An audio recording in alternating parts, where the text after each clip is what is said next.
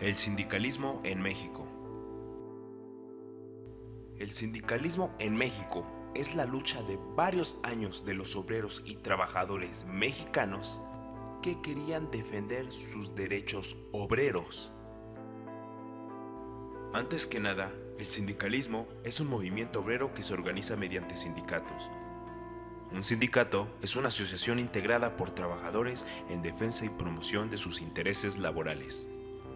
En la segunda mitad del siglo XIX, en México, con el impulso de la producción industrial empiezan a surgir las primeras organizaciones para los trabajadores. Principalmente, se originan a partir del descontento de las injusticias laborales, como por ejemplo las 16 horas de trabajo continuas, el abuso laboral por parte de los jefes, la huelga estaba prohibida y falta de descanso dominical, entre otros.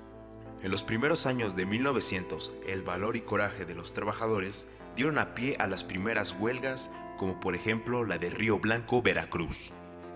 En una industria textilera en Río Blanco, Veracruz, los trabajadores se sentían hostiles ante los franceses y españoles que dirigían la empresa. Ante esa huelga, los trabajadores solamente demandaban reducir la jornada de trabajo y el descanso dominical.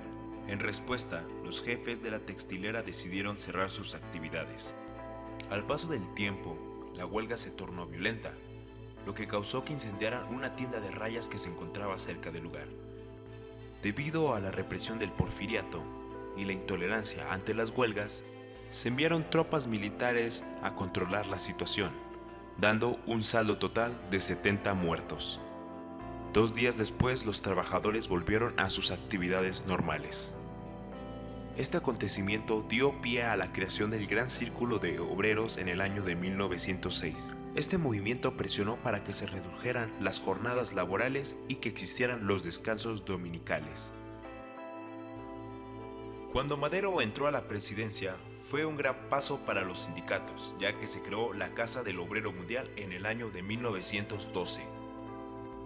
La Casa del Obrero Mundial, COM, fue una organización sindical de la Ciudad de México, fundada en el año de 1912, sobre los ideales de anarcosindicalismo.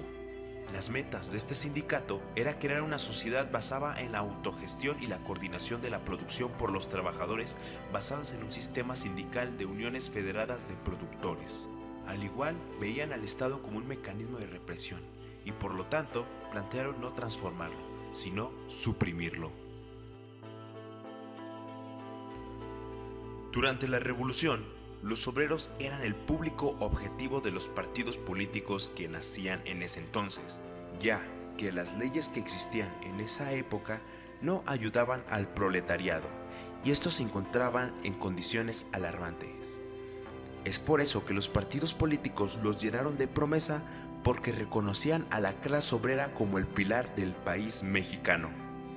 A partir de eso, el 1 de mayo del año de 1913, se organizó por primera vez el Día del Trabajo.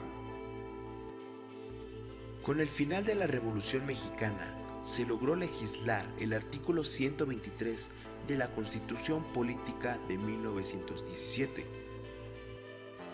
el cual dice que toda persona tiene derecho al trabajo digno y socialmente útil.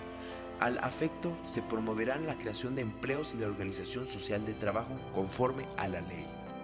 Esto solo sería un pequeño paso para los obreros en el sindicalismo mexicano.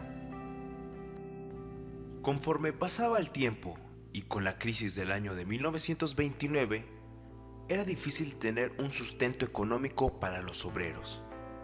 Con la llegada de Lázaro Cárdenas a la presidencia de México, en febrero de 1936, fundó la Confederación de Trabajadores de México, CTM, con una afiliación total de más de 600,000 trabajadores, dando así una tranquilidad para el sindicalismo.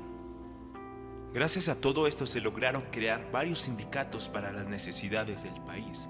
Algunas de ellas son la Asociación Sindical de Pilotos Aviadores, Casa del Obrero Mundial, Charrismo Sindical, Confederación de Trabajadores de México, Federación de Sindicatos de Trabajadores al Servicio del Estado, Sindicato de Telefonistas de la República Mexicana, Sindicato Mexicano de Electricistas, entre otros.